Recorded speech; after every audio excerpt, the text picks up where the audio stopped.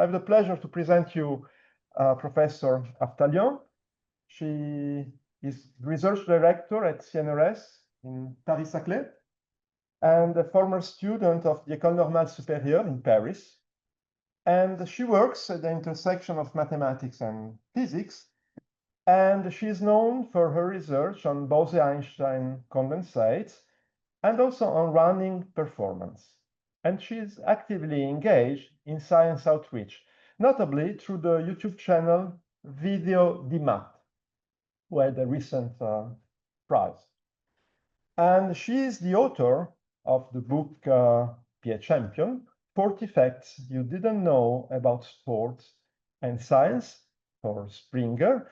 And she will speak today about how to be a sports champion using math. So thank you, Amandine. Oh, Okay. okay, it's your turn. Thank you very much, Carlo. Thank you very much for the invitation here. I'm very happy to be here. So this book was written because a lot of journalists asked me questions about my research on sports, and I found that it was a good way to illustrate what I'm doing with pictures and questions. And I've chosen to discuss a few questions that are in the book. So I'm sorry, but okay. I cannot go to the next slide. Okay, here. Okay, so there's this. So I should use the arrows then. Well, yeah, that's fine. It works, huh? Okay. If you use that, it works. Oh, but the arrows are fine. Okay.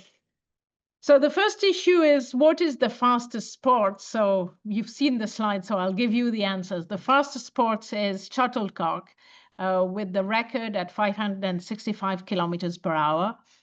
And just before the golf ball and the JLI, sometimes people think that table tennis is very quick. So though the ball is very light, the air resistance is very strong, and we'll see later. So it's a slow ball. Then the issue is, maybe you can think about the answer, is who are the fastest athletes? Do you know the answer? What did you say? No, much. The 100 meters is 10 meters per second, but you can go much, much quicker than running.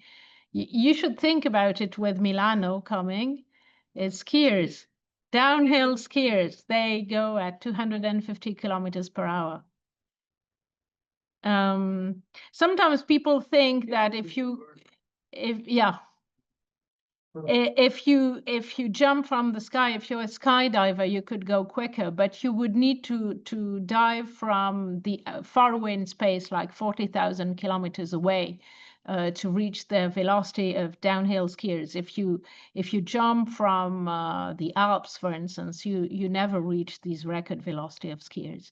And the reason is that the skier, they have this tuck position, which is very good for the wind, whereas a skydiver has this spread arrow, this spider position, and has a drag, which is slowing him down very strongly.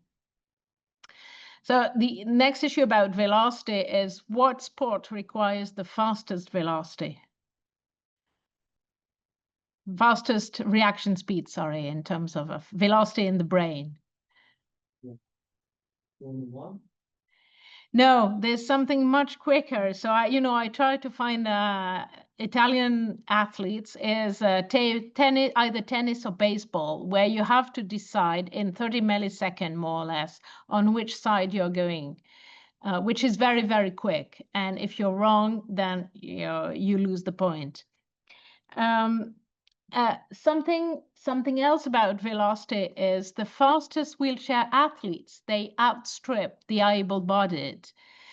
In the 800, 1500, 5000 marathon, they go more or less at the same average velocity. And they are even quicker on the marathon than on the 800. Do you have an idea of why they can go for marathons quicker than 800 meters or 1500, which is, of course, not at all the case. I mean, in average speed. No, but I mean, yeah, the wheels, they go quicker than an able-bodied, but a wheelchair athlete goes quicker in the marathon than in the 800. The mean speed, yes, is quicker.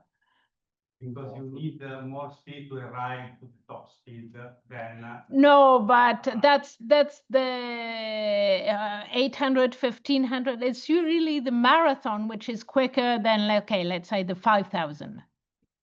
Sorry. No, because the marathon is in cities. It's not on an athletic track. On an athletic track, you have to turn every 100 meter, more or less, you have the bend. Whereas starting from the marathon are in cities, so they have fewer bends, many more, and the bends are not so so big, so they even go faster on a marathon. So this is to introduce actually the topic, which was the first question of my book. Okay, I should say that the book, I wrote it in French first, and the French title is Why Do You Lean in a Bend? And because I wanted people to be aware that bends has a very strong effect on performance. So a long time ago, before anything happened in Italy, there were the Greeks. In ancient Greece, there were no bends, in the sense that the athletic track was called the stadion, and the stadion was both the track and the name of the shortest race, which was about 200 meters. And the Greeks, they ran back and forth. So the shortest race was one way you were running, but then for longer races, you had to come back. So there were no bends in some sense. They were, stopping and coming back, which was very bad for performance. But at that time, the point was to honor gods. So there was no real way to measure distances, because the distance was Heracles' foot. So it differed between Athens, Sparta, etc. There was no way to measure time. So actually being bad at performance was not that much of a problem. And it was the Romans who invented the bends with the circus. And it's the Roman circus that we have kept as the origin of our athletic track today. So what about bends? The quicker you go, the more inclined you are. So the quicker you go, the more resistance there is from what is called the centrifugal force. And what about runners? Runners, they lean as well, not as much as speed skaters, because they don't go as fast. But Usain Bolt, who's the quickest man in the world running, he leans about 10 to 15 degrees. So it's not much, but nevertheless, it's important to take into account when you want to understand performance. So I have put a very small formula here, which is the formula of the centrifugal force. It's equal to the mass multiplied by the velocity to the square, so the velocity multiplied by itself, and divided by the radius of the track. So the smaller the radius, the bigger the centrifugal force. And for Usain Bolt and an athletic track, we end up, it's not really easy to read, but it's about 1/3 of the weight. So this is why you understand it's important to take into account when you want to advise a runner to be optimal. So this is the point of my research, is how to optimize your effort to reach the best time. And the issue is really to understand what effort comes from. It's a matter of choices and constraint, and the way we model it to get to equation relies on 3 physics laws. The first one is mechanics, saying that the variation of velocity is equal to the forces. The second one is energy conservation, taking into account the fact that energy has 2 sources, from oxygen and anaerobic energy. And the last one is related to what is called motor control or motivation. The more motivated you are, the the best you can perform, but best in three ways: into reaction speed. So this is why I insisted on it for tennis, for baseball. In effort intensity, that is, the more motivated, the more force you can put, especially when you start a sprint, for instance. And the last thing is effective tiredness. If you're very motivated, whatever slope you have to go up with your bike or running, you just have the intention to go to the top, and then it will hurt less. And this is something that now we can try to put into equations. So the way we do math with it is not measuring physiological parameters, but getting from position and velocity data, very precise data every 100 millisecond, information that we transform into information on the physiological parameters. So one of the information that we can get is about sprinting. How do you run 100 meters? So there's one thing that any sprinter knows, is that sprinters don't cross the finish line accelerating, but they decelerate. You see it here in, at 30 meters, yeah, you don't see, there's no way to move this, right? Now it's getting. There is a way. Because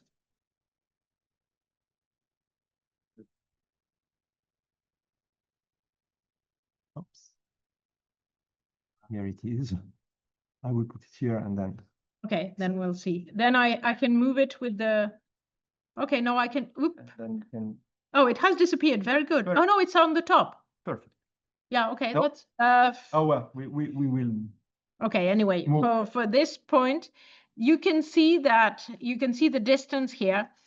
All sprinters, they accelerate up to 50, 60 meters, and they reach their peak velocity at this distance here. And from then on, they decelerate. And this is because, okay, I'll do it like that. Oh, Sorry.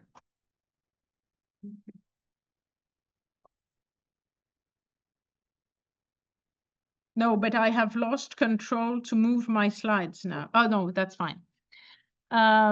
This is because this is the best strategy to start at full speed and decelerate as little as possible. And the real reason behind in the modeling that we understand is because athletes have a brain, and the brain controls the effort to the muscle. And because of that, the best way to do an intense effort is to do it right away and very quickly. And you cannot maintain a very strong, intense force for a long time. And if you imagine starting slower and accelerating all along a 100 meter or a 400, it would produce a bigger final time. So there's another issue that we have understood, is why running behind someone allows you to improve performance. So this is something that people have measured. If a champion runs behind someone on a lap that is 400 meters, he will earn more or less 1 second compared to running alone. And this is not because of air. This is because of psychology, because it's much less tiring to follow someone than to think about your own pace. And we did a simulation for that, and you can see that the best, the black data here show you that the outer lanes are better for performance if you run alone. But then we did simulation if you have someone on the next lane, if you have people on the other lanes. And we see that the best lanes become 4, 5, 6, because this is where there's a balance between the centrifugal force, which is bad on inner lanes, and the fact that you run behind someone who is attracting you, which is the case on, centrifugal force is bad on inner lanes, and the fact the psychological interaction is good on inner lanes and bad on outer lanes. So in the end, the best lanes are the central lanes. Then line 3 and 7 are equivalent, 2 and 8 are equivalent, and lane 1 is very bad, because though you see everybody, you have the centrifugal force is too strong. So we did a lot of studies, and especially on the 1500 meter, we understood why Jacob Ingebrigtsen is so good and doesn't need to start too fast in an endurance race. Actually, when you go for an endurance race, you have to start fast to start the heart mechanism and the aerobic energy. If you start too fast, then you don't have energy left to do the final sprint. And if you start too slowly, then you never win. So in this model here, you see the green curve starts a little bit more strongly. And this is where we made a simulation of Ingebrigtsen in Munich was the blue curve. And we managed to understand when we vary the parameters, how the pacing and the optimal performance vary. And this green curve indicates that the quicker the kinetics, the slower you need, or at least the quicker the kinetics, if you have a quick kinetic, you don't need to start as strongly. So this is where Jacob Ingebrigtsen is very different from his opponents in the sense that he can start last and overtake later because he has a quick kinetics. So the advantage of mathematics is to put numbers on this kind of parameters. There is something else that we realized, is that the Stade de France, where the Paris Olympics took place, was not a standard track. The radius was 37.5 meters, which is 1 meter larger than the standard usual radius, and the straight were 3 meters shorter. It doesn't mean that it was an unusual track. It was authorized, it was certified, it was in the range of what is authorized, but it was not standard. And therefore, outer lanes were favored. And on the 1500, Cole Hocker, who ran in the inside, managed to overtake right at the end. When he finished, he said, I don't know how I managed to do it. And he managed to do it because actually the radius was a little bit larger, and the centrifugal force, therefore, was smaller to what he was used to. So other questions that are in the book, why on a bike, the faster you go, the more stable you are? So this, I've chosen to show you a picture of a photograph of Einstein, who said, life is like a bike. You have to move, not to lose balance. And the idea is that if you go slowly on a bike, the balance is complicated and you keep moving the handlebars. And on the opposite, if you manage to speed up, then balance seems easier and handlebar movements diminish. And the issue is again related to the centrifugal force. So the balance is first related to the center of gravity. We discussed with Carlo at lunch, when we were kids, we liked going to the circus. So I don't know if you have memories of circus and clowns, but in the old days, clowns, they used to have very long shoes. And with very long shoes, they could bend a lot.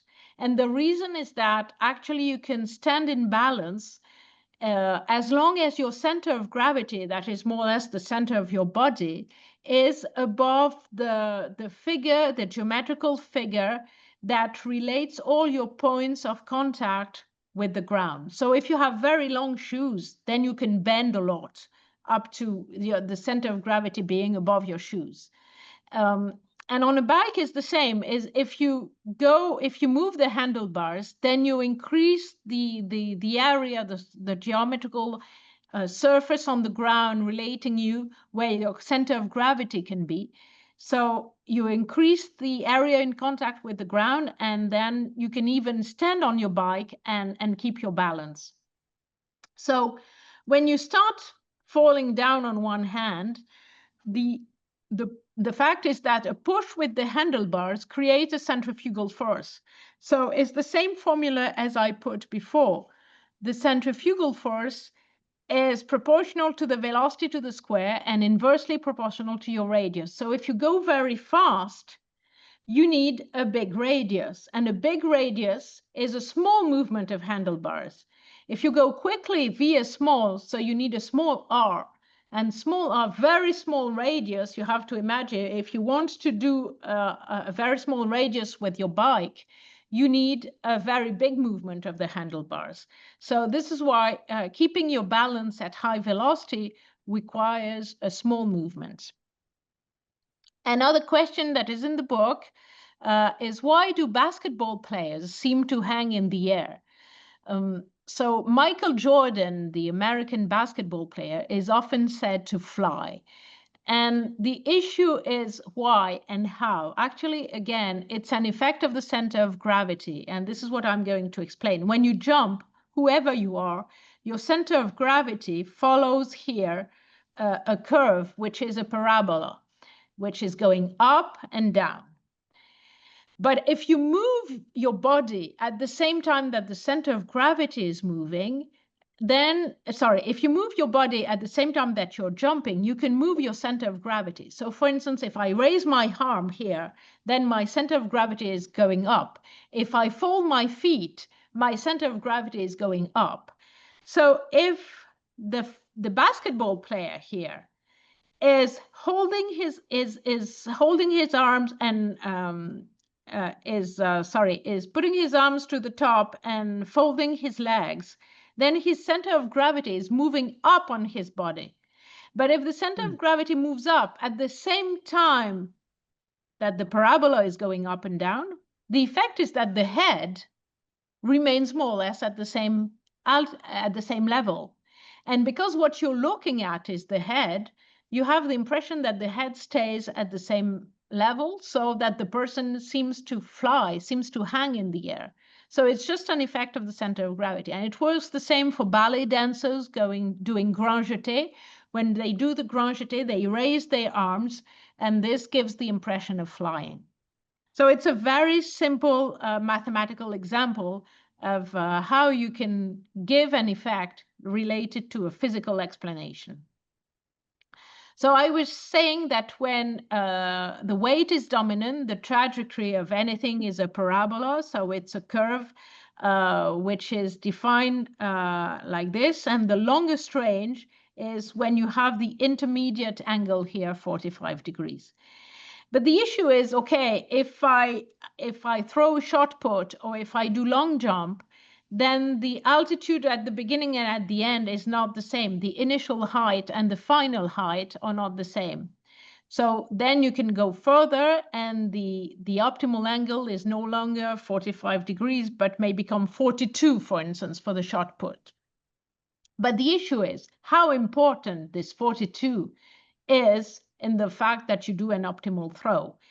And this is where math can give you information. So I put here the range as the function of the velocity, the angle, and the elevation.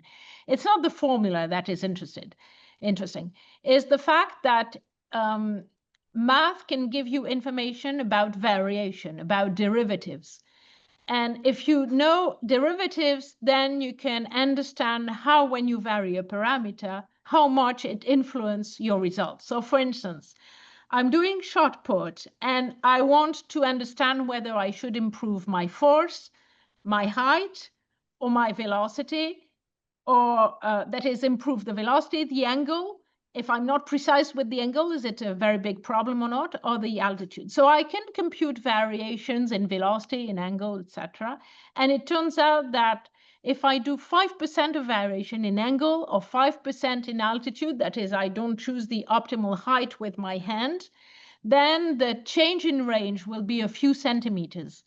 But if I change my velocity by 5%, then the change in range will be 1 meter 50. So it's huge. So the important parameter when you do shot put, when you do long jump or javelin, is really the velocity. The one that you should work on is not so much being high, being tall, but is throwing with a strong velocity. So that's why shot puts people are really maybe small, but very have a lot of muscles instead of being tall. And this kind of variation, taking derivative and varying parameters, is something very important to understand performance. So another issue is effects. So when you send a light ball, air resistance or drag force is going to modify movement a lot. As I said at the beginning, table tennis ball have a very strong encounter a very strong air resistance. That is, they have a lot of small vortices behind them when they flow. The difference with a golf ball is that a golf ball has a reduced drag, that is, air resistance is reduced because these small vortices, instead of forming a big alley behind the ball, they are going to go into the imperfection of the ball, and this reduces the drag. So for a table tennis ball, the drag is proportional to the square of the velocity, that is velocity multiplied by the velocity, whereas for a golf ball, it's only a multiple of the velocity itself. So that's why golf balls can go much more quickly. And what is funny is that the person who invented the geometry of the golf ball didn't invent it like that. He realized that when the ball was old, it went much more, it went further than it was when it was new. So he decided that the fact that it was that the surface was not perfect was something important for performance. So today people try to understand what is the optimal geometry of these hexagon, what is the optimal angle, depth, etc. And there's no real answer. Math doesn't provide any real answer about it. But anyway, golf ball have better air resistance. When you go for a shot which is really up in the air, then the air resistance and gravity offset each other in this part. So the shuttle torque, for instance, is often doing this, where this is increasing in a linear way and then decreasing like vertical. And the vertical part is reached when air resistance offset gravity. So this is another regime where you can understand things pretty well. Something else about cycling is I mentioned earlier that psychological effect is important, but in cycling, it's not only the psychology when you're behind, it's also air resistance. So when you're behind, of course, you don't face air as much as when you're the first, and you have reduced drag. Something that people know less is that when you're the first, it's better to go with someone just behind. Why? It's like on this picture here. If you have someone behind, you don't have room for vortices behind you. So the drag is reduced. Whereas if you are alone, then you have more vortices behind and you have a stronger drag. So of course, it's not huge, but at the velocity where they go in the mountains, or it can be important. And this was studied actually by people who realized that if you put a car behind someone, all these biking champions, if you put a car behind them with 6 to 8 bikes on the roof, then the drag is reduced. So that's why when they go alone, they are always followed by a car with 6 to 8 bikes, not because there's a strong risk of a tire being used or being changed, or because they are going to need 6 bikes, but really because this was computed as the optimal to reduce drag. Something else is that if you increase temperature, drag is reduced. So in London for the 2012 Olympics, they had heated the velodrome. And, in London, it's not like Italy, so it's a cold country. And they realized that if they heated the velodrome to 28 degrees instead of the usual 20 degrees there, then they could reduce drag by about 3%. And it was true that in London, they had good biking performance because of that. So in effect, that's somewhat that people usually know in the one on a rotating ball. If you rotate a ball and you shoot it, then do I manage to do it? No.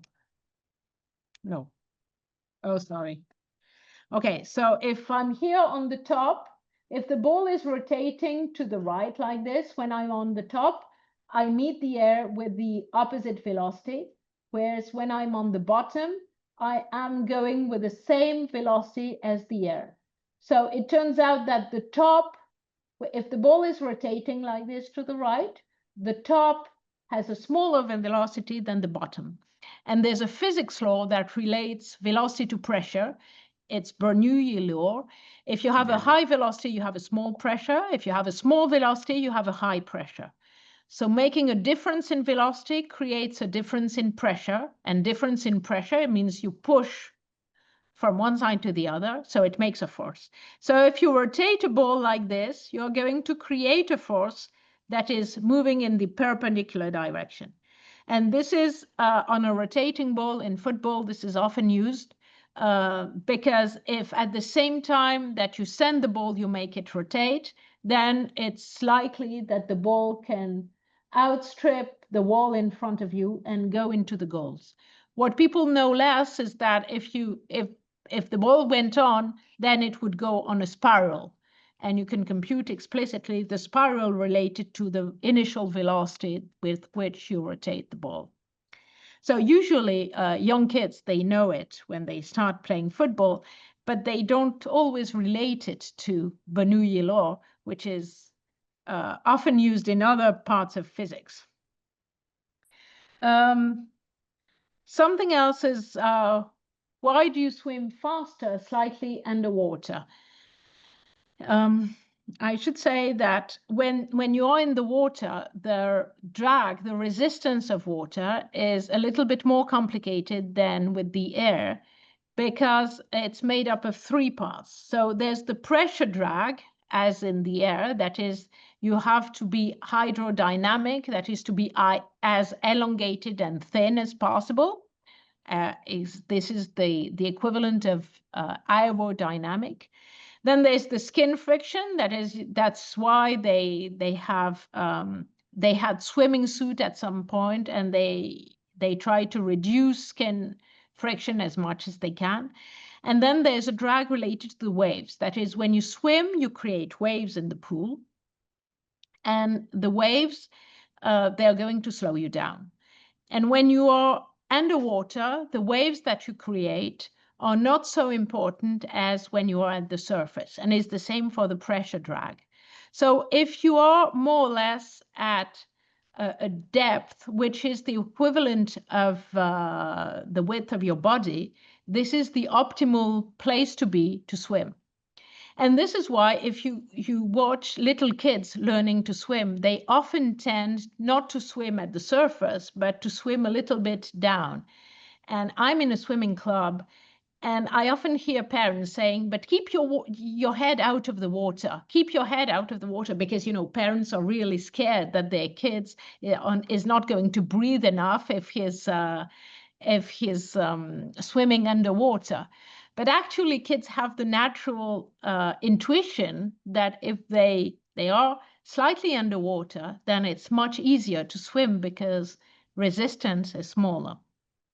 And another point about wave drag is that in Paris, so we've seen that at the Olympics, the athletic track was different in the sense that the radius was a little bit different, but the pool also was different.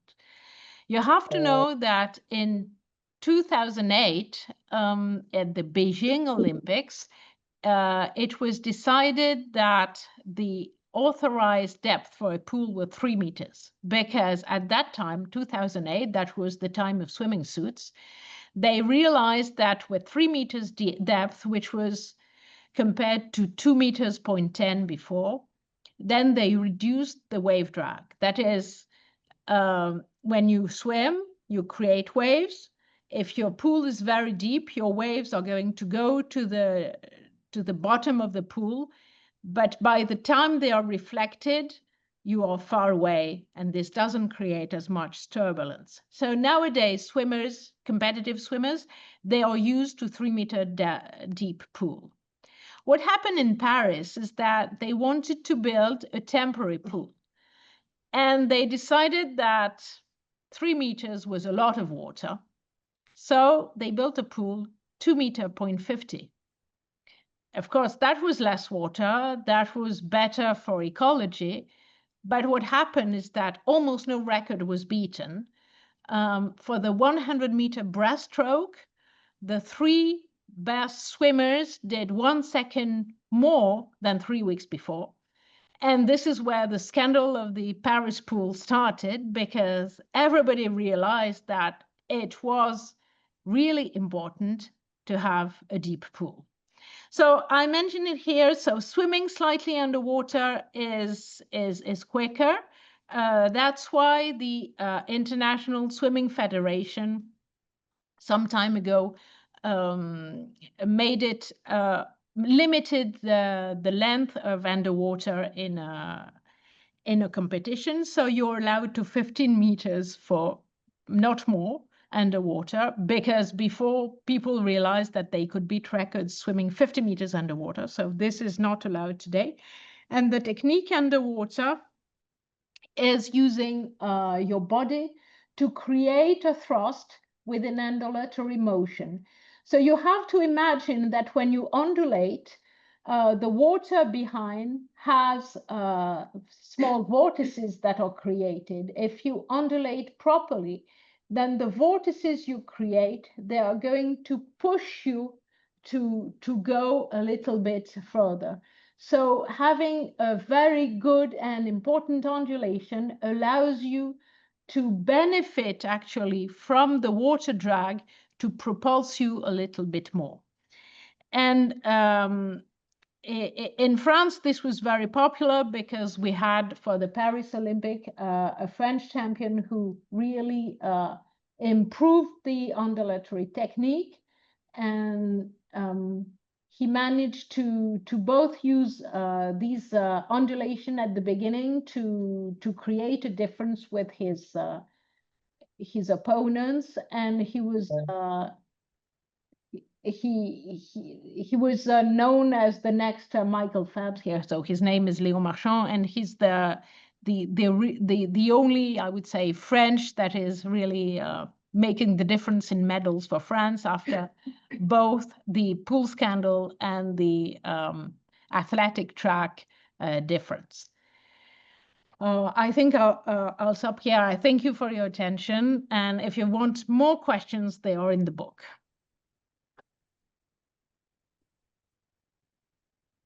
Yeah, thank you, Amandine. Is there time for a short question?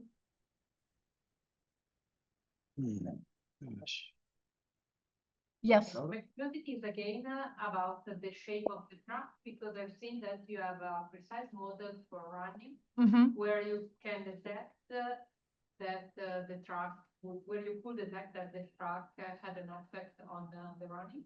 But if you think a kind of slalom, a very different shape,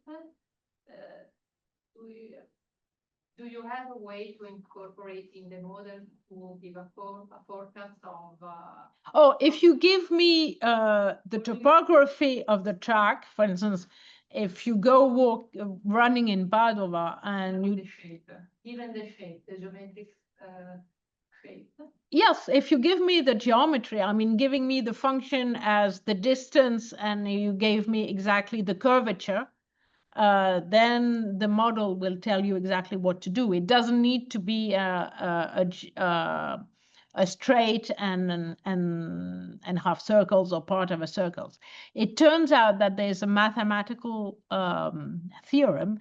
It's a theorem by a guy named Dubins that says that if you want to find the optimal, if you're just interested in optimizing the curvature, then your geometry should be made up of straights and parts of circles. So this is the optimal thing to do. Is then, you know, you could imagine a straight, a circle like this, and a circle like this, and like that, and like that. So the theorem just says that it has to be a combination of straights and circles. And for instance, if you think of a clothoid, which would be a curve which is where your curvature is proportional to the distance that you're going to run, then it's really worse for performance. So you could imagine, okay, that's better because effort is more is not so strong to change between, you know, 0 curvature to 36, for instance, 1/36. But it's not true. Is really straight and circles. And this you can really compute. You can put whatever curvature you want. That's not a problem. What Yeah. is the result? I don't know the theory, so I don't know which functional it's minimizing, but are we sure that it's the right functional? No. Sorry, what? I'm not. This result that you have the optimal trajectory being composed of straight lines and circles. That's if you want to minimize only centrifugal force. The point of our model is that we put all performance. So we put the mechanics, the geometry, the energy, and the motor control. And given a track, what we are able to say is what is the optimal strategy. And then given a race, for instance, 400 meters, then what we can say is that it's better to reduce the straight than keep a long straight as we have now. And it would be more or less equivalent to run on a straight line. For instance, if I run 400 meters, it's more or less equivalent to run on a straight line or to run on a track where the straights would be 60 meters. Because then, you know, the radius would be large enough so that the runner doesn't feel the centrifugal force. At 84 meters, it makes a difference, which is of the order of 100th of a second on a 200 and 7 seconds on a 10,000 meter. So it's not that good. So I discussed with the International Athletic Federation about that, but they say, okay, if we shorten the track, you know, keep 400, but make it shorter, then there are 2 disadvantages. The first one is that with javelin, then they will kill someone because javelin is still very long and they had to reduce, you know, to increase the weight of javelin to reduce, etc. So that's not a good idea. And the other bad disadvantage is that then it's wider. So when the audience is on one side, they don't see anything on the other side. So you have to keep the balance between performance, the audience being happy, and the multi-sport facility. And this is why it's not going to change. But the issue was, okay, can you advise us for indoor tracks or short tracks? Because short tracks are 200 meters. For short tracks, 200 is very short. The radius is about 17 meters, which is huge for the centrifugal force. So I'm working at the moment on thinking what would be better for short tracks to what is the optimal situation? Well, thank you. Well, any other question? Or? Okay, so I want to thank in particular the third mission who let this conference be possible, and in particular Professor Monica Fedeli, there, the Vice Rector for third mission. Thanks again to Professor Aftalion. Thank you very much. To you all. Thank you.